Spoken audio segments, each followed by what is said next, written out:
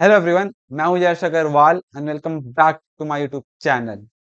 आज का वीडियो शुरू करने से पहले मैं अपने बारे में थोड़ा इंट्रोडक्शन देना चाहता हूं। मेरा नाम यश अग्रवाल है। मैंने निमसा 2024 दिया था and I got an all India rank of 680। उसके बाद मेरे को एनआईटी रायपुर अलॉट हुआ था एंड मैं अभी एनआईटी रायपुर में एमसीए सेकेंड ईयर स्टूडेंट हूँ, जिसमें मैंने फर्स्ट ईयर जो अपना है वो अपना 9.4 सीजीपी के साथ क्लियर किया। तो आज का वीडियो का मेन मोटिव ये है कि आपका निम्स 2025 का एग्जाम खत्म हो चुका है एंड काफी बच्चों ने वो कमेंट में लिख के पूछा था about the placements of NIT Raipur के हॉस्टल्स के बारे में, कोर्स करिकुलम सबके बारे में पूछा था। एंड मैंने सोचा कि इट इज वेरी इंपॉर्टेंट कि मैं आपको एक आइडिया दे दूं about NIT Raipur, MC at NIT Raipur, life at NIT Raipur, ताकि आपको एक आइडिया लग जाए एंड आप अपने हिसाब से अपने प्रेफरेंस को चूज कर सको for the counselling of NIMS 2025।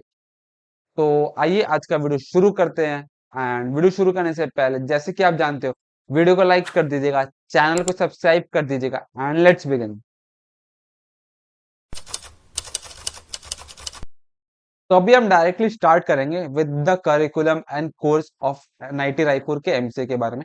अगर आपको एनआईटी रायपुर का एक कैंपस टूर चाहिए तो उसके ऊपर मैंने ऑलरेडी डेडिकेटेड वीडियो बना दिया है, जिसका लिंक ऊपर आई बटन पे आपको मिल जाएगा एंड डिस्क्रिप्शन बॉक्स पे भी मिल जाएगा, जहाँ पे मैंने अच्छे से बताया, आपको दिखाया about the campus tour of NIT Raipur, आपको क्या क्या फैसिलिटीज, क्या क्या आपको मिल जाएगी एट एनआईटी रायपुर।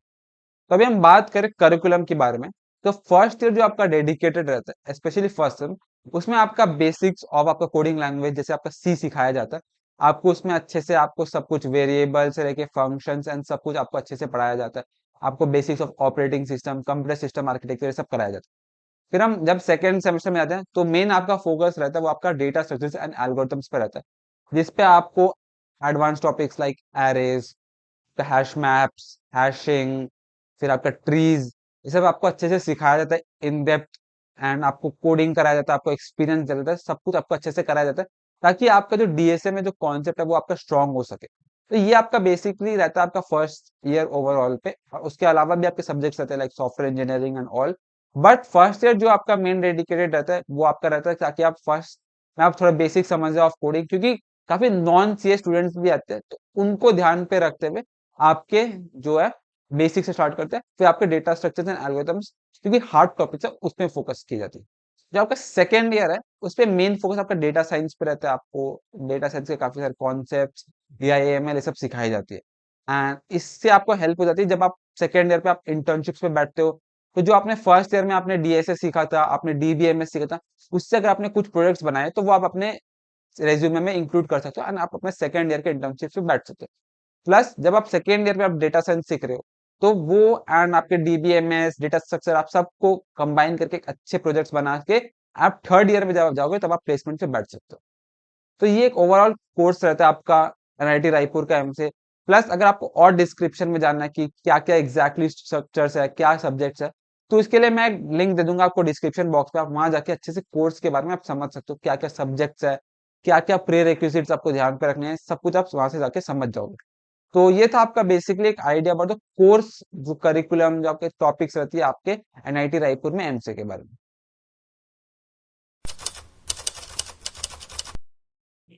तो अब अगर हम हट के थोड़ा करिकुलर से तो नॉन करिकुलर एक्टिविटीज पे जाए, जिसपे काफी बच्चों का ध्यान रहता है, उनको जानना रहता है about the college fest, about the sporting events and all, जिसमें उनका काफी मन करता है। तो अगर हम बात करें तो फर्स्ट सेमेस्टर में जो मैंने देखा, एक आपका इवेंट होता है अबाउट द स्पोर्ट्स इवेंट, जो कि आपका नेशनल स्पोर्ट्स डे पे ऑर्गेनाइज होता है, जिसमें events like basketball, table tennis, आपका चेस, कैरम, ये सब काफी कुछ ऑर्गेनाइज होते हैं, जिसमें आप पार्टिसिपेट कर सकते हो, आपको मेडल से सब मिलता है, आप अपने आप को शोकेस कर सकते हो। सेकंड जो आपका एक मेजर इवेंट रहता है वो रहता है कोड उत्सव, जो कि आपका एक हैकाथॉन रहता है, जो कि आपका अराउंड आपका दिवाली के टाइम से थोड़ा पहले रहता है, अक्टूबर नवंबर के बीच में रहता है, जिसमें कुछ ही लिमिटेड टीम सेलेक्ट होती है, टीम्स आती है across from all the states, वो ट्रैवल करके आती है, पार्टिसिपेट करती है। आपका वन डे ऑफ हैकाथॉन रहता है, 24 आवर्स हैकाथॉन, जो कि हमारे सीसीसी मतलब जहाँ पे आपका प्लेसमेंट सब होता है वहीं पे होती है। आप वहीं पे रहते हो, वहीं पे खाते हो, वहीं पे आप कोड करते हो, सब कुछ होता है। तो काफी एक बड़ा इवेंट होता है कोड उत्सव बोल के, हैकाथॉन जो बेसिकली होता है। प्लस आपके कोडिंग इवेंट्स होते रहते हैं ऑनलाइन, जिनमें आप पार्टिसिपेट कर सकते हो। ये हो गया आपका बेसिकली जो आपका फर्स्ट या आप बोल सकते हो और सेमेस्टर में। अब जो इवेंट सेमेस्टर रहता है उस पे आपका मेन मेजर इवेंट होता है, जिसपे काफी स्टूडेंट्स काफी ज्यादा इंटरेस्टेड रहते हैं। सबसे पहले हो गया जैसे आपका एक जो मेजर कॉलेज कल्चरल फेस्ट है, वो एक एक्लेक्टिका बोल के, जिसके आपको कुछ ग्लिम्स मैं दिखा दूंगा, आपको आइडिया लग जाएगा कि कितना बड़ा फेस्ट होता है एक्लेक्टिका बोल के।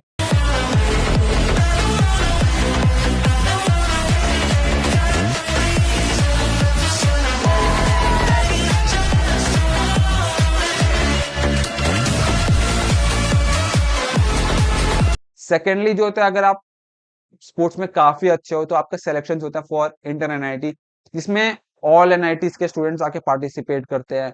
अगर आप बास्केटबॉल अच्छा खेलते हो तो आप बास्केटबॉल के ट्रायल्स में जा सकते हो। आप अगर सेलेक्ट हो गए तो आप कोई और एनआईटी में जाके आप अपने आप को रिप्रेजेंट करोगे। लाइक आपका जो ट्रैवल एक्सपेंस, आपका क्लोथिंग, फूडिंग, सब कुछ आपको कॉलेज प्रोवाइड करती है, आपको इक्विपमेंट्स भी देती है। तो ये सब कुछ आपको कॉलेज देती है ना, आप कॉलेज को जाकर रिप्रेजेंट करते हो, तो काफी एक बढ़िया इवेंट रहता है। अगर आप स्पोर्ट्स में काफी इंटरेस्टेड हो तो आप अप्रोक्सीमेटली 1 वीक के लिए आप ट्रैवल करते हो, आप अपने टीम के साथ रहना खाना सब कुछ आपको मिलता है।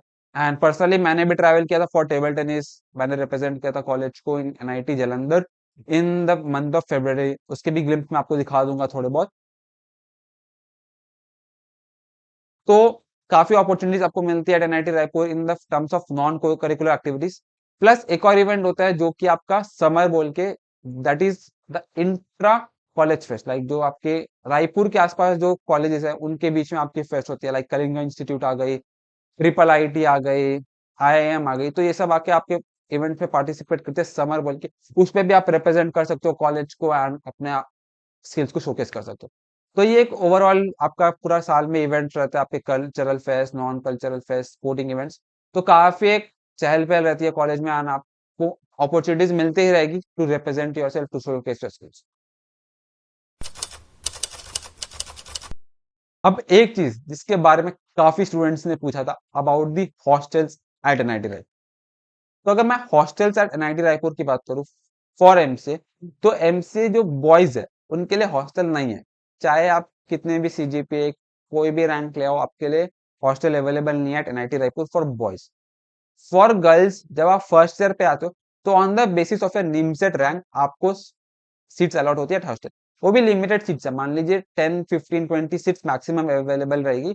तो उनके बेसिस पे आपको मिलेगी, आपके रैंक के बेसिस पे। बट जब आप सेकेंड ईयर पे जाओगे, आपकी सीजीपीए जो आपने फर्स्ट ईयर पे अपने जो स्कोर लेके आए उनके बेसिस पे आपको सीट अलॉट होगी एनआईटी रायपुर के हॉस्टल पे। This is for girls.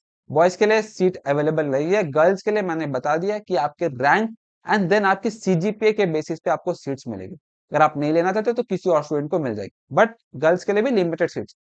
अब आप पूछोगे कि कहाँ पे रहोगे। रहने के लिए काफी सारे फैसिलिटीज अवेलेबल है अराउंड द कैंपस। जैसे कि अगर बॉयज की बात करें तो बैक गेट से जब आप निकलोगे तो आपको काफी सारे पीजीज मिल जाएंगे एंड उनका रेंट रहता है अप्रोक्सीमेटली आपका 2000 रुपीज के आसपास। वो कम भी होती है, वो थोड़ी बेसी भी हो जाती है, depending upon the rooms facilities and अगर आप सिंगल बेड ले रहे हो, डबल बेड ले रहे हो, ट्रिपल बेड ले रहे हो, किस ऑक्यूपेंसी पे आप ले रहे हो, उनके हिसाब से आपका जो रेंट रहता है वो आपका फ्लक्चुएट होते रहता है। तो अप्रोक्सीमेटली आप समझ लीजिए जो आपका रूम रेंट रहता है वो रहता है 2000 रुपीज। प्लस आपका काफी सारे पीजीज, मोस्टली जो आपका पीजी रहता है उसमें इलेक्ट्रिसिटी बिल एक्सक्लूड रहती है, मतलब आपको इलेक्ट्रिसिटी बिल अलग से देनी पड़ती है। तो जो आपका नॉन समर सीजन रहता है उसमें आप समझ लीजिए अराउंड 500 to 600 रुपीज आपका इलेक्ट्रिसिटी बिल आता होगा फॉर एन एवरेज रूम, जो मैं कंसिडर कर रहा हूँ। तो वो आपके अगर टू ऑक्यूपेंसी है तो आपका डिवाइड हो जाएगा, अगर आप सिंगल ऑक्यूपेंसी है तो आपको पूरा 600 रुपीज अपने हिसाब से देना पड़ेगा। ये डिपेंड करता है आप क्या क्या अप्लायंस चूज कर रहे हो, कितने फैंस है, कितने लाइट्स है, वो सब आपके ऊपर डिपेंड करता है, वो वेरिएबल है। तो अप्रोक्सीमेटली 2500 रुपीज तक में आपका रूम प्लस इलेक्ट्रिसिटी बिल आपको हो जाएगा। अब बात करें फूडिंग, तो for boys PG fooding is mostly not included in the PG. मतलब आपके पीजी में आपको फूडिंग नहीं मिलेगी, खाली आपको रूम मिल जाएगा एंड इलेक्ट्रिसिटी ये सब जो है वो मिलेगी। फूडिंग के लिए आपको अलग से मेस लेनी पड़ती है। काफी सारे मेस ऑप्शंस अवेलेबल है जिनकी प्राइसिंग अप्रोक्सीमेटली 1800 रुपीज से 3000 रुपीज तक वेरी करते हैं फॉर 2 मील्स। मतलब आपका lunch and dinner he included रहता है, ब्रेकफास्ट कोई आपको नहीं देता। ब्रेकफास्ट आप अलग से खुद बना सकते हो या आप कहीं पे जाके आप कुछ खा सकते हो, लाइक कैंटीन पे आप पोहा, ब्रेड, चाय ये सब ले सकते हो, वो आपके ऊपर है। बट जो आपका मेस है उसमें 2 टाइम्स का फूड इंक्लूडेड रहता है, लंच एंड डिनर। चाहे तो आप खाली लंच भी ले सकते हो, ओनली डिनर भी ले सकते हो, या आप बोथ भी ले सकते हो, आपके ऊपर डिपेंड करता है। एंड वो 1800 रुपीज से 3000 रुपीज के ऊपर डिपेंड करता है। Because of the quality of food. Like अगर आप 1800 पे रहोगे तो आपका क्वालिटी कम रहेगा, लाइक आपको एक ही सब्जी मिलेगी एंड आपको थोड़ा राइस ये सब मिलेगा। बट अगर आप 3000 पे जाते हो आपको दो सब्जी, दाल, ये सब काफी कुछ ऑप्शंस में मिल जाएगा। एंड ये सिस्टम में लिमिटेड फूड नहीं है, अनलिमिटेड फूड आपको मिलते हैं, आप रिफिल कराते रह सकते हो जितने बार आप चाहोगे। तो ये एक सिस्टम रहता है। प्लस अगर आप चाहो तो जब आप आ रहे हो तो आप पे एंड ईट करके खा सकते हो। आप 50 रुपीज देके 60 रुपीज करके कोई भी एक मैस में आप एक टाइम ले लो, आप टेस्ट कर लो, फिर उधर आप मंथली सिस्टम लगा सकते हो। आप टेस्ट करके आप मंथली सिस्टम लगा के फिर आप देख सकते हो अपने हिसाब से कौन सा आपको मैस में खाना पसंद आ रहा है। तो ये सिस्टम है आपका फूडिंग के हिसाब से। तो फूडिंग का अगर मैं एवरेज पकड़ू तो आप 2000 रुपीज तक आप चलो फॉर लंच एंड डिनर। उसके बाद आपका ब्रेकफास्ट के ऊपर आपका वेरिएबल है, लाइक अगर आप milk and Chocos, milk and cornflakes, कुछ भी सीरियल्स, कुछ भी जो भी आप खा रहे हो उसके ऊपर आपको डिपेंड करता है। प्लस अगर आप स्नैक्स ले रहे हो या अपने ऊपर फ्रूट्स, सब कुछ एक्सपेंस है तो वो आप अलग से एक्सपेंस हो गया। तो ओवरऑल जो आप देखोगे आपका अराउंड 4500 रुपीज तक में आपका फूड एंड इलेक्ट्रिसिटी एंड आपका रूम रेंट इंक्लूडेड हो जाएगा। एंड इसके अलावा कुछ अगर आपका पर्सनल एक्सपेंस है जैसे कि मैंने कहा आपका स्नैक्स, फ्रूट्स, ये सब इंक्लूडेड अगर आप करोगे तो ओवरऑल कहीं ना कहीं आपका 6000 रुपीज के आसपास, अगर आप बेयर मिनिमम पे रहोगे तो आप 6000 के आसपास में आप सर्वाइव कर लोगे। लाइक मैं अगर अपना पर्सनल एक्सपेंस अपना ब्रेक डाउन करूँ तो मेरा room rent is 2500 rupees plus 150 for wifi. Then आपका 350 to 400 रुपीज आपका इलेक्ट्रिसिटी बिल आता है। मेरा एक्सपेंस जो है आपका फूड पे, मैंने वन टाइम आपका डिनर लगवाया जिसका 1800 रुपीज है फॉर ओनली डिनर। प्लस मैं मेस में नहीं खाता हूँ लंच, मैं कैंटीन पे खाता हूँ जिसका अप्रोक्सीमेटली 50 रुपीज पर मील एक्सपेंस आता है। तो अराउंड 1500 फॉर लंच। उसके बाद जो फ्रूट्स, ब्रेकफास्ट, इस सब के ऊपर जो एक्स्ट्रा एक्सपेंस है वो है जो कि आपको ब्रेकडाउन आपको दिख रहा होगा स्क्रीन पे। तो अगर प्लेसमेंट स्टैटिस्टिक्स की बात करें तो मैं अपना स्क्रीन आपको दिखाना चाहता हूँ ताकि आपको एक ट्रस्ट बिल्ड हो कि yes the statistics are trusted and official stats. मैं कोई अपने मन से नहीं बना रहा हूँ क्योंकि काफी स्टूडेंट्स ने पहले मेरे को बताया था कि मेरे स्टैट्स फेक है, मैंने खुद से बनाई है, मैंने पुराने स्टैट्स दिखाए हैं, जो कि नहीं थी। मैंने आपको क्लैरिफिकेशन वीडियो भी बना के दी थी, बट स्टिल ताकि कोई डाउट ना रहे मैं फिर से आपको ऑफिशियल स्टैटिस्टिक्स दिखाऊंगा स्क्रीन शेयर करके ताकि आपको समझ में आ जाए कि the statistics are trusted and true. तो आइए स्क्रीन में देख लेते हैं एक बार। तो यहाँ पे आप देख सकते हो कि मैंने official website of NIT Raipur placement statistics खोल लिया है। आप लिंक देख सकते हो tpo.nitr.ac.in स्टार्ट्स। आप खुद भी ये वेबसाइट को खोल के आप देख सकते हो, लिंक मैं डिस्क्रिप्शन बॉक्स पे दे दूंगा, इससे आपको भरोसा हो कि ये मैंने ट्रस्टेड एंड ऑफिशियल साइट्स है। आप देख सकते हो placement statistics national institute of technology Raipur, ये ऑफिशियल वेबसाइट है फॉर कंपनीज। अब हम बात करें फॉर द ईयर 2023-2024, जो बैच 2024 में पास होते हैं उनमें अगर मैं बात करूं ठीक है, तो एमसीए में 87 स्टूडेंट्स एलिजिबल थे जिसमें से 28 स्टूडेंट्स को ऑफर मिला था। तो हाँ, the statistics are very less because 2024 batch में रिसेशन आई थी, काफी सारी कंपनीज ने नहीं लिया था। जैसे कि अगर आप बाकी एक बार देखोगे बायोमेड में भी कम थी, बायोटेक में भी कम थी, बाकी में थी, जैसे सिविल में भी थोड़ी कम थी। तो प्लेसमेंट्स कम हुई थी। बट अगर आप उससे पहले देखिए 2023 की बैच की तो 104 स्टूडेंट्स में से 72 स्टूडेंट्स को आपके मिली थी प्लेसमेंट्स। फिर अगर आप देखोगे 2022 बैच की 70 में से 65 स्टूडेंट्स को प्लेसमेंट्स मिली थी। उसके बाद 21 बैच में 59 में से 33 बैच। तो yes the placement statistics were less for 2024 batch. But मैं आपको बता सकता हूँ जो 2025 बैच थी, मतलब जो इस साल ग्रेजुएटिंग, उनकी प्लेसमेंट परसेंटेज काफी इंप्रूव हुई है। लाइक अप्रोक्सीमेटली 110 स्टूडेंट्स में से 60 स्टूडेंट्स के आसपास को प्लेसमेंट्स मिल चुकी है।